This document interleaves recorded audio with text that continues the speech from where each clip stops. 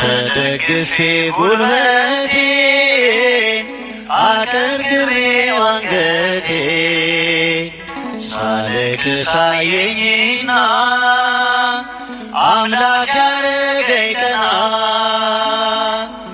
የማይነጋ ሌሊት የማያልፍ ጭንቀት የለም በእግዚአብሔር አልፏል ሁሉም ነገር። አሁንማ ማመስገን ነው ሆኛለሁኝ አዲስ ሰው።